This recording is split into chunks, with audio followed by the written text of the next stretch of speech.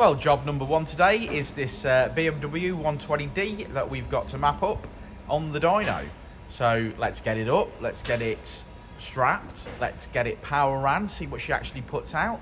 It's got a couple of mods like a catback exhaust and a panel filter, and we'll see what power and torque we can make. Here we go. All the torque.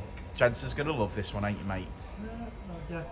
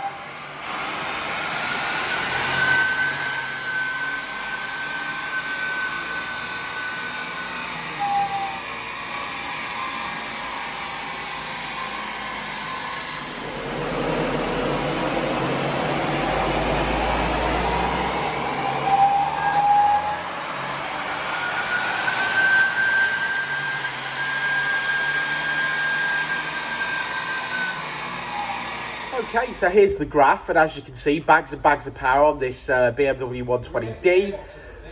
Right across the rev range there, loads of torque. We've finished on 300 foot-pound of torque and 203 brake horsepower. So realistically, that's like 40 brake and 50 foot-pound of torque. Not bad at all. Not bad at all for an old girl. She's 177,000 miles or something like that. Still going strong. Said it before and I'll say it again.